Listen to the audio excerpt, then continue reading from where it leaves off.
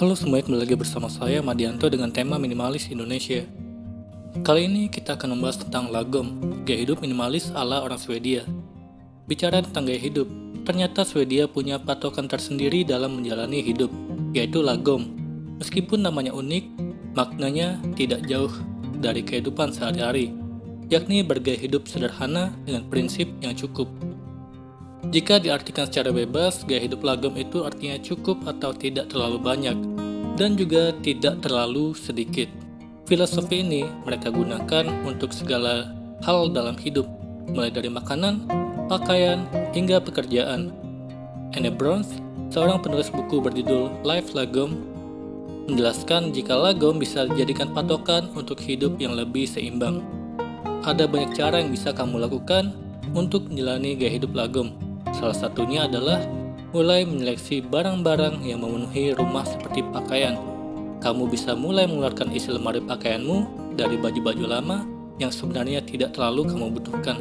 Sisakan beberapa potong pakaian yang menurutmu masih sangat berguna dan sering kamu pakai.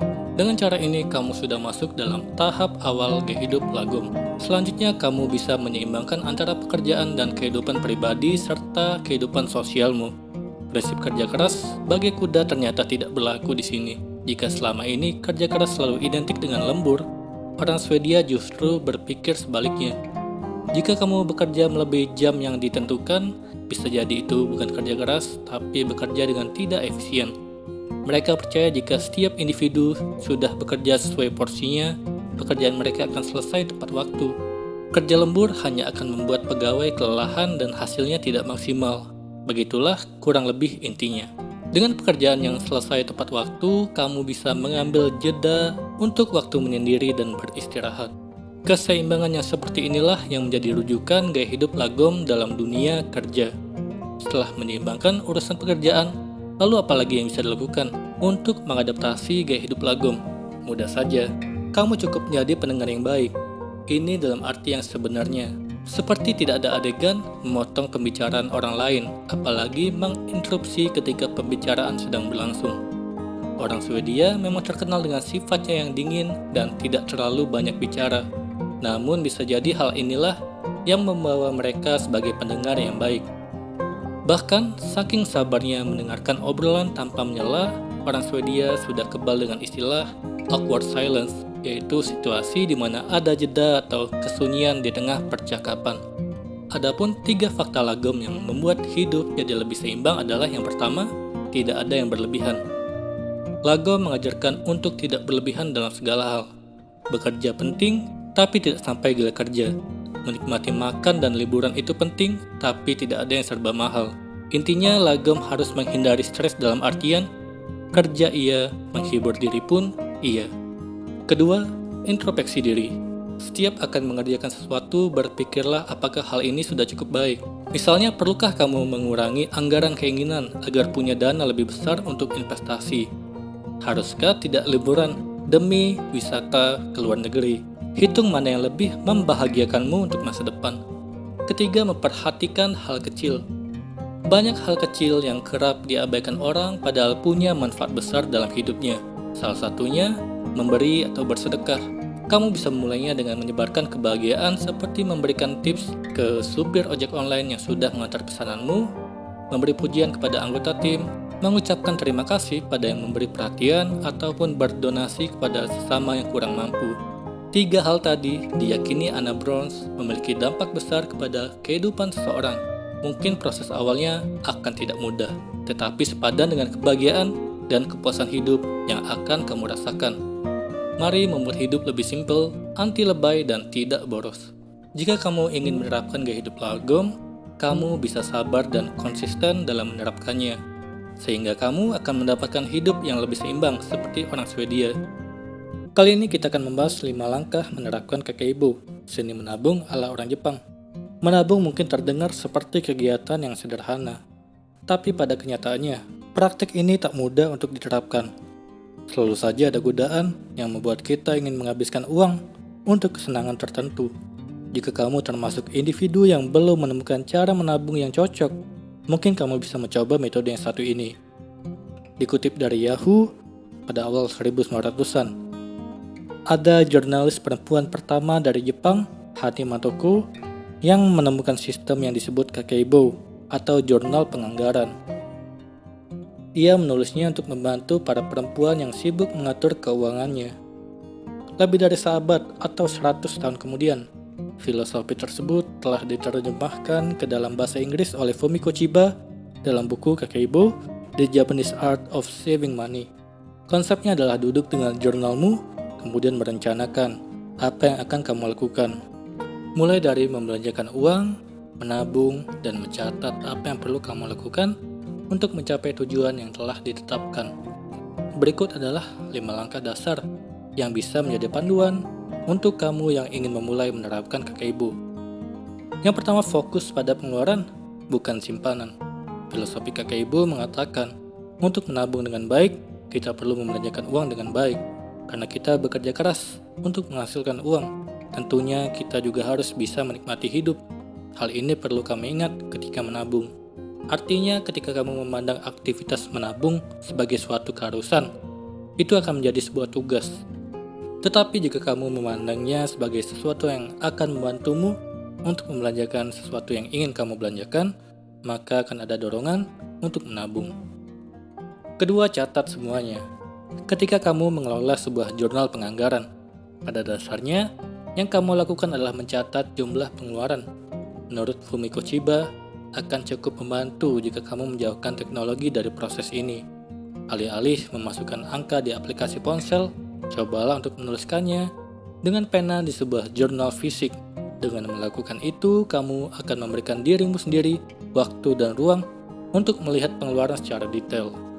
Setelah mencatat setiap uang yang dihasilkan di waktu gajian, ambillah biaya tetap seperti biaya sewa rumah atau kontrakan, tagihan, dan lainnya. Ketika kamu mengambilnya dari jumlah total uangmu, ini adalah jumlah yang dapat kamu pilih untuk dibelanjakan dengan baik atau ditabung. Ketiga, jujur tentang keinginan dan kebutuhan. Setelah mengetahui berapa banyak uang yang harus kamu sisakan setelah menghilangkan biaya tetap, sekarang catat dengan tepat bagaimana kamu merencanakan untuk menghabiskan sisanya. Saat melakukannya, kamu akan menyadari apa yang sebenarnya kamu inginkan dan butuhkan. Seperti misalnya makanan. Tentu itu adalah hal yang penting. Tetapi apakah kamu benar-benar harus memesan dari luar jika sebenarnya kamu bisa memasaknya di rumah? Melakukan tahapan ini akan membuatmu menyadari perbedaan hal-hal yang mutlak dari kebutuhan dan keinginan. Ketika kamu sudah bisa jujur mengakui itu, kamu bisa mulai mengidentifikasi area di mana kamu bisa mengurangi pengeluaran. Keempat, hindari menggunakan kartu kredit. Hindari berbelanja menggunakan kartu kredit. Cobalah tarik tunai uang di awal setiap bulannya dan bagi dalam amplop berlabel. Dengan begitu, menurut Fumiko Chiba, kecil kemungkinannya kita akan membelanjakan uang dalam amplop-amplop tersebut untuk hal-hal seperti kopi, jajan, cemilan, dan lainnya. Tindakan kecil bisa membuat perbedaan besar terhadap target menabung kita. Bertindaklah dengan kesabaran dan konsistensi. Itulah yang didorong oleh Kakeibo, ungkapnya dalam sebuah wawancara. Kelima, melihat perkembangan setiap akhir bulan. Di setiap akhir bulan, duduk kembali dengan jurnal penganggaranmu, kemudian periksalah pengeluaranmu dengan rapi. Tentu saja, ketika mulai angkanya mungkin tidak terlalu besar, tetapi saat kamu mengerjakannya secara konsisten, kamu akan menyadari bahwa jumlah uang yang telah ditabung atau dihemat ternyata cukup lumayan. Kali ini kita akan membahas tentang tips keuangan ala orang Jerman. Apa yang pertama kali terlintas di pikiran kamu setiap mendengar negara Jerman?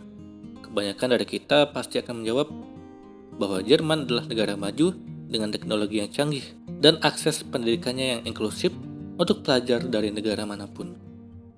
Tapi apakah kamu tahu kalau Jerman adalah salah satu negara yang paling hemat di dunia? Warga Jerman memang terkenal sekali dengan hematnya. Berdasarkan informasi yang diberitakan media Jerman bernama Das Welt, setiap warga Jerman rata-rata menabung 10% dari penghasilannya. Pemerintah setempat juga diberitakan menganjurkan para warganya untuk berbelanja agar indeks ekonomi negara tersebut meningkat. Hal tersebut difaktori akibat bank-bank di Jerman yang merasa kesal karena warga sana memiliki begitu banyak deposito di dalam tabungan mereka. Usut punya usut, perilaku hemat masyarakat Jerman sudah tertanam dari lama. Lalu bagaimana cara yang mempraktikkan hidup hemat ala orang Jerman? Berikut adalah caranya. Yang pertama, menghindari penggunaan kartu kredit. Cash adalah nomor 1. Di zaman yang sudah beralih ke cashless society ini, 80% transaksi di Jerman masih dilakukan secara cash. Kebanyakan orang Jerman justru lebih membayar sesuatu dengan tunai ketimbang kredit. Malah kebanyakan toko di sana tidak menyediakan sistem pembayaran pakai kartu. Padahal lebih praktis kartu atau cashless. Tapi orang Jerman anti sekali dengan konsep berbagi data ke orang lain. Bagi mereka, keamanan dan privasi data jauh lebih penting dibanding dengan kemudahan yang ditawarkan dari penggunaan kartu atau cashless. Dalam sebuah interview yang digelar media Die Welt, kebanyakan dari warga Jerman mengakui kalau membayar dengan cash, maka mereka lebih mampu mengontrol keuangan. Kedua, mengurangi belanja online. Di Jerman, pertumbuhan e-commerce tidak segencar seperti di negara lain. Oleh karenanya, budaya belanja online pun jumlahnya tidak semasif layaknya di Indonesia. Bahkan dibandingkan Inggris, Jerman justru punya presentasi transaksi belanja online yang lebih rendah. Cara orang Jerman dengan mengurangi belanja online ini bisa kamu aplikasikan agar kantong lebih hemat. Tidak bisa dipungkiri, belanja online adalah salah satu faktor yang membuat kantong kita bocor karena penawaran menarik yang ada. Mungkin nominal belanjanya sedikit, tapi kalau sering sekali check out setiap ada promo dan tanggal kembar, akan sangat berbahaya. Mulai sekarang, kontrol diri masing-masing untuk membedakan mana yang kebutuhan dan keinginan karena tren semata. Ketiga, jadikan menabung sebagai kebiasaan. Seperti yang sudah disinggung di awal, masyarakat Jerman mulai menabung sejak awal 19. Pemerintah negeri tersebut mendoktrin masyarakatnya soal betapa pentingnya menabung. Selain untuk mempersiapkan masa depan, menabung dinilai sebagai wujud patriotisme masyarakat untuk berkontribusi kepada negara yang saat itu membutuhkan biaya perang. Baru setelah Perang Dunia usai, bank-bank di Jerman mengganti slogan mereka dan menjelaskan bahwa kegiatan menabung adalah gaya hidup, bukan kewajiban patriotis. Akibat dari doktrin tersebut, masyarakat Jerman mulai terbiasa untuk menabung dalam keadaan apapun. Fenomena di Jerman ini membuktikan bahwa perlu proses yang membutuhkan waktu untuk menjadikan menabung sebagai sebuah kebiasaan. Di Jerman sendiri, pemerintah harus mendoktrin terlebih dahulu dengan membawa embel-embel patriotisme agar masyarakat gemar menabung. Tapi kebiasaan ini justru telah menjadi aktivitas turun-temurun hingga saat ini. Keempat, investasi properti. Meskipun gemar menabung, orang Jerman sangat konservatif dalam urusan investasi. Mereka lebih suka investasi di properti dibandingkan di pasar modal. Bagi mereka, investasi di properti cenderung lebih aman dibandingkan di pasar modal yang terkesan untung-untungan. Sebenarnya tidak ada yang salah dengan investasi di pasar modal, tapi bagi kaum yang masih pemula dan belum punya ilmu serta analisis yang mumpuni terkait investasi di pasar modal, mungkin investasi di properti akan menjadi opsi yang lebih aman. Kamu juga bisa diversifikasi investasi, misalnya dengan menyisihkan 30% untuk KPR dan 10% untuk ditanamkan di pasar modal. Itulah tips keuangan ala orang Jerman. Semoga ini bermanfaat. Sekian dan terima kasih.